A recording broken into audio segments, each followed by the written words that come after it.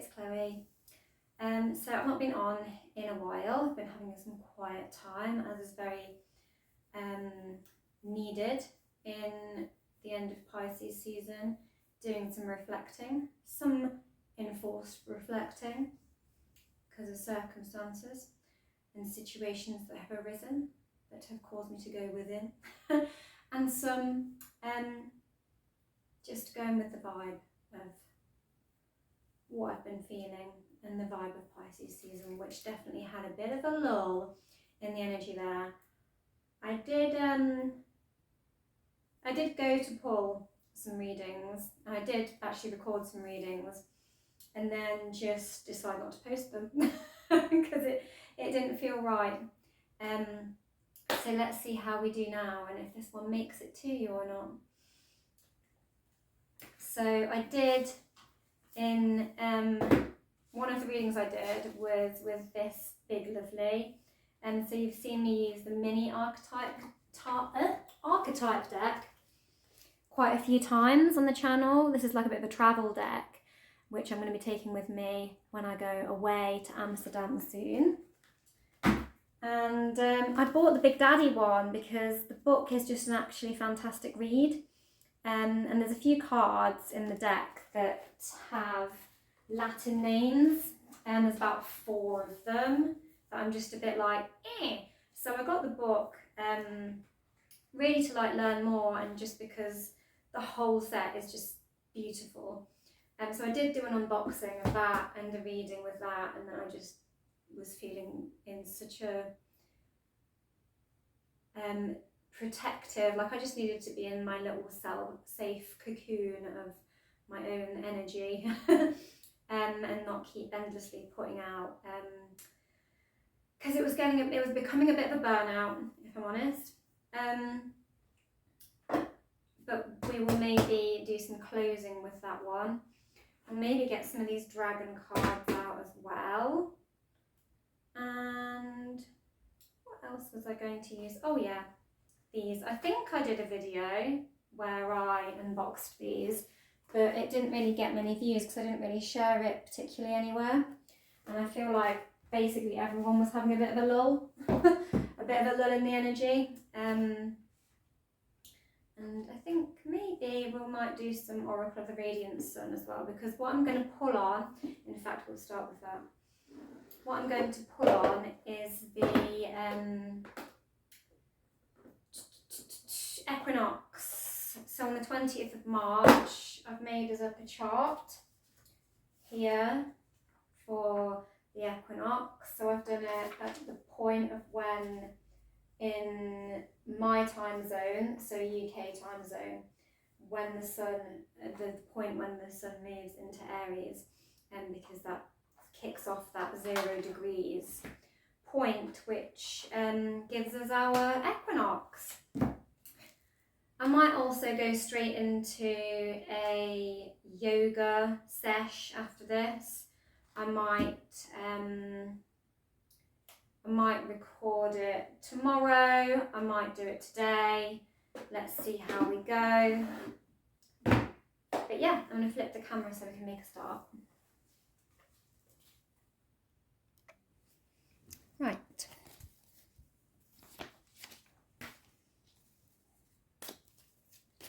Woo! Instant cards here. I'm going to take the top one, which is Fortune, and I'm going to send the rest back into the deck. So I'm just going to take the top one of what's split on me. Ooh, although the cards are funky today, this one wants to come out also. How interesting. So, and that one.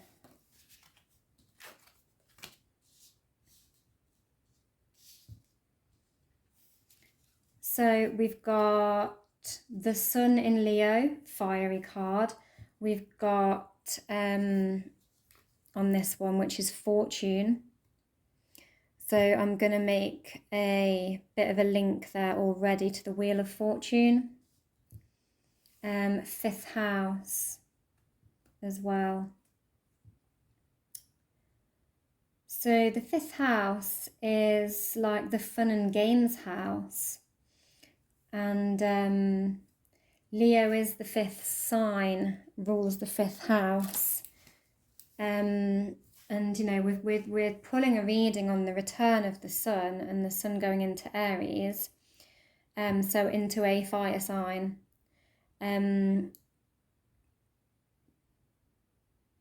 What I really notice is the lion here and the spinal column, like in a sort of snake. It just reminds me of like a lion's head on a giant spinal column, which looks serpent-like. And I feel like it quite speaks of like sort of Kundalini energy. So the snake that lives in the sort of sacral chakra at the base of the spine, and that sort of being awoken. And I'm getting like, you know, the sun coming back in a fiery way, lighting up, like kicking off a new cycle. And that Kundalini energy sort of like sending a direct message up the spinal column from our creative sacral chakra. So that's quite nice. We also get the 9th house, and then Sagittarius rules the 9th house. And so we've got Mars in Sagittarius, and as you can see, I probably should censor that actually.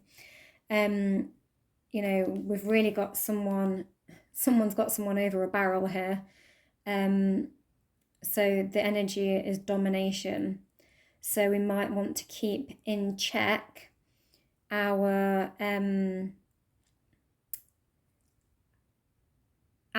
like, you know, Aries is the warrior, so we've got quite a lot of fire sign energy coming in. It's coming in through sort of Sagittarius on this card, but you know, Mars is a warrior planet, Aries is a warrior planet, and we're looking at that that 0 degree kicking off the new chart point.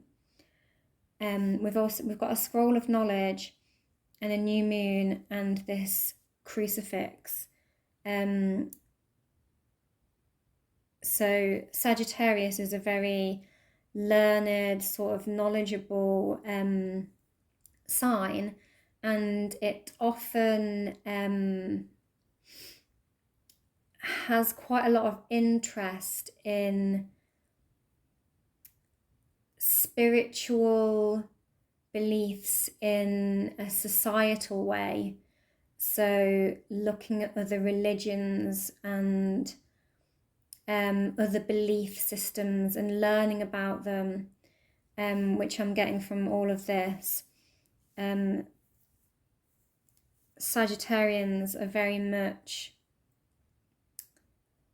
about sort of travel and exploring sort of other cultures, but I'm also getting this really over assertive energy.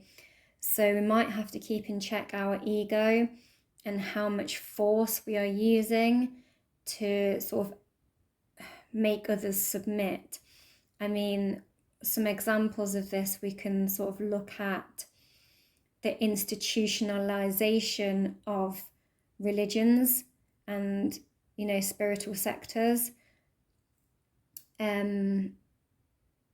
and how actually, you know,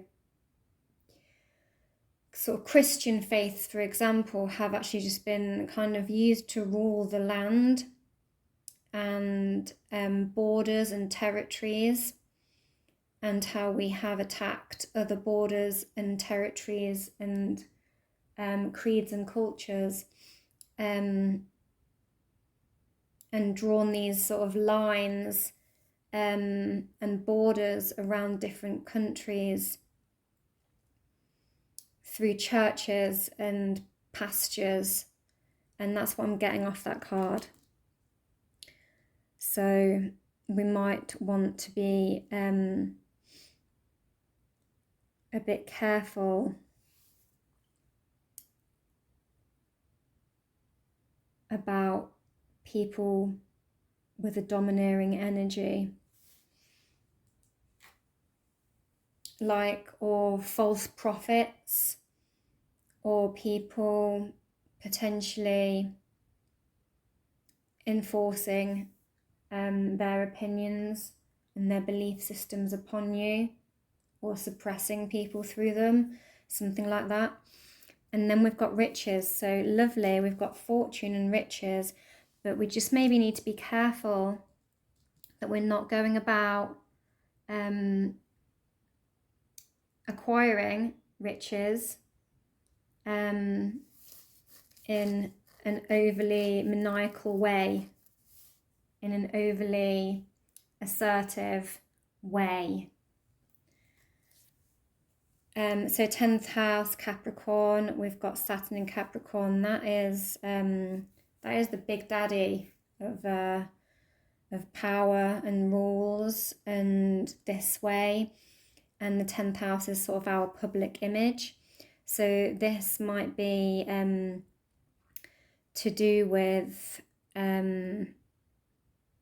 sort of inflating our public image, our identity, workplace things.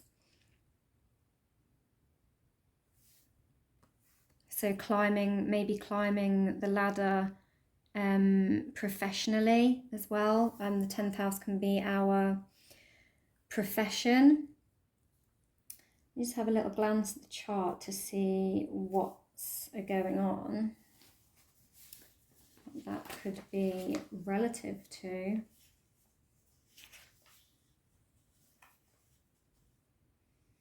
We do have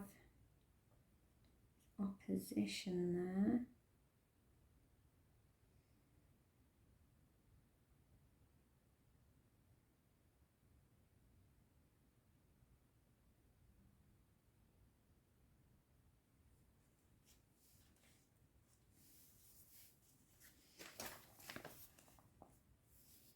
So the planets that we have opposing one another.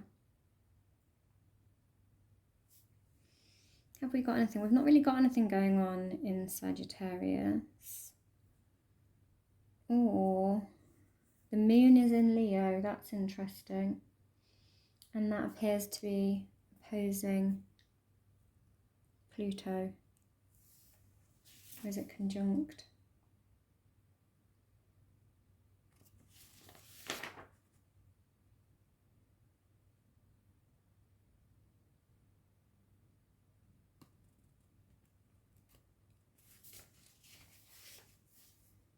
Okay, so let's take a look at the chart.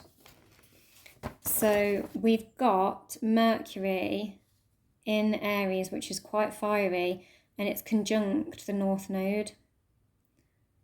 So that might have an overall energy on these sort of domination kind of cards. It's interesting as well that this is sort of, we've got this almost, see all this green, there's all these planets and the ascendant, which is in Capricorn. We've got some Capricorn there. They're all sort of like viewing this moon going on over here, which is in Leo, and we've got Leo come up on that card. And so this sort of fiery communication, all centered, like looking at that moon sort of over there, but it's very much the energy is fixed around this node and that Aries point. That moon is in opposition to Pluto as well. So, I mean, emotionally, there may be quite a bit of some ferocious tension and need to let go of some things, because Pluto is quite a karmic ending of things. And I feel that is mounting towards the eclipse that will be in Libra on the 25th.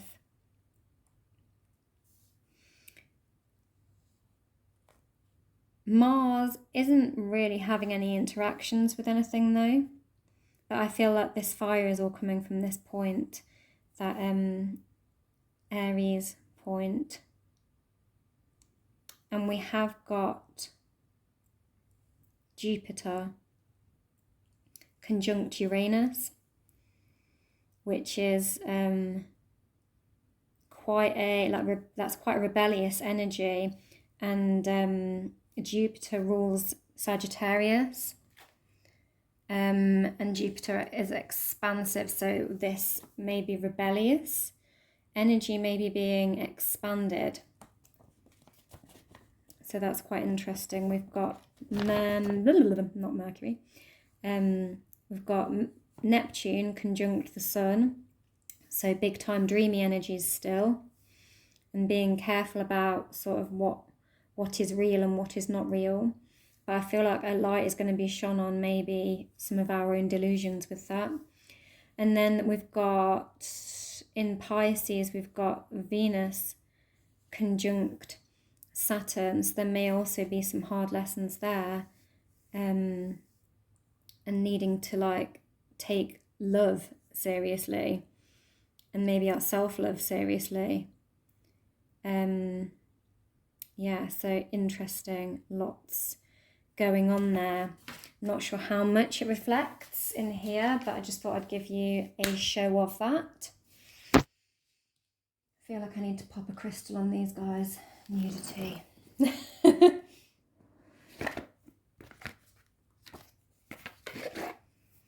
Right, we're going to take some of the Enchanted Fahaxa Tarot. Tell me more. Ooh, tell me more. That's all I had to say. Fire, death. Interesting. We are coming to the end of a cycle. With every ending is a new beginning. The death card is Scorpionic, 8th house, and we have that Pluto opposing the moon during all of this. And 4s, I feel, link in with 8s because it's half of the moon. Oh, how funny. How funny. How funny, yeah. So the 4s are linked to the death cards and the Emperor, and sort of the tools that we can use. This is sort of like a truce, like calling a truce on what we need to release, what we need to let go of.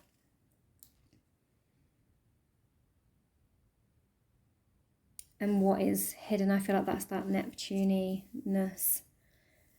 And these illusions possibly, or delusions. And you know, maybe we are, I'm getting like a strong message about the reflections here and the shadows. We need to sort of look in the mirror, look at ourselves, what we are giving out, what we are receiving, what we need to let go of. And I feel like this is that truce, almost like that opposition between Pluto and the moon, and this forcing us to move into this new cycle without these shadows, and knowing that, you know, we need to sort of make peace with certain things so that we don't take them through into this next cycle and allow them to dominate us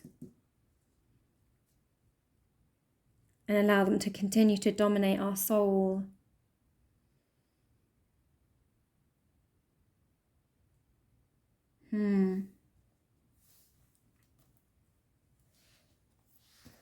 It's time for the archetypes. I'm just going to pause the camera while I unbox a little bit. No, actually, I've took off the sheath and And you can see this lovely diamond on the front. The riches. And we open it up. Accept or reject none. So yeah, accept ourselves as we are. I'm feeling that. Look at the lovely ribbon that we can lift the book out with. And there they are. The box is nice and circular. They are much bigger circular cards. And again, another lovely lifting ribbon for them. They're much bigger than the ones I normally work with.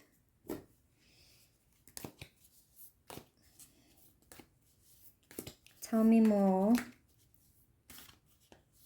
about the truce, about the Four of Fire, Eros. So this is one of those Latin cards that I was talking about, but I did fortunately read about it recently. So it's about our sort of deepest, darkest desires, and it's interesting that it has fallen on the Death card. It's like our passion, and to sort of embrace the whole lot of us. So when we are leaving things behind, we're not like cutting a cord on it necessarily. See how the shadows are sort of blending in and flitting about that image, and see how the fairies on this card are sort of working together to almost birth this new fairy out of this pod.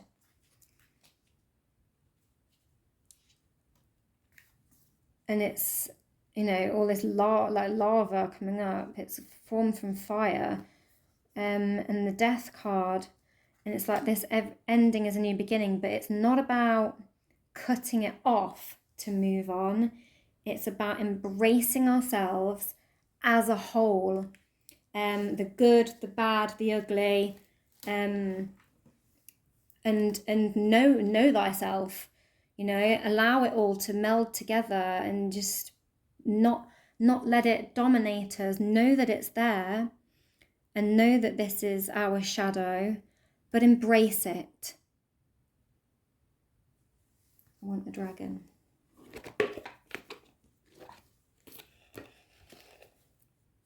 Oh, that's the whole guidebook. We don't shuffle the guidebook. Give me one, please.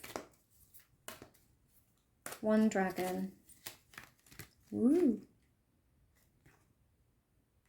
Sunshine yellow dragon. That's nice and positive. Helps you to help animals, serve animals, heal, respect, and understand them. And that's quite interesting because this is kind of like almost like our carnal nature, like our eroticism, which is quite animalistic in a way. Our like sacral chakra kind of raw passion. And so embrace the animal within, I'm getting. And as that sun comes through, as we move into Aries, you know, maybe we just need to nurture our little demons and respect the animal within. Not use the animal to dominate others, not allow it to dominate ourselves. To go into our spirituality and know that we have all the parts, the good parts, the bad parts, embrace them and welcome in that new cycle in a balanced way of light and dark. And after all, is that not what the equinox is? Balancing the light and dark. We're at an equal point coming into this equinox. That's literally what equinox means, equal point. I am surprised we didn't get the full card pop out, if I'm honest. And that whole sort of new beginning, but I feel like this is a message to release all of this so that we can jump in with the enthuse of the full card. I feel like the card that's missing off of here is the Fool card. And that's it, guys. That is the reading. Might go and do some yoga on this now. Bye.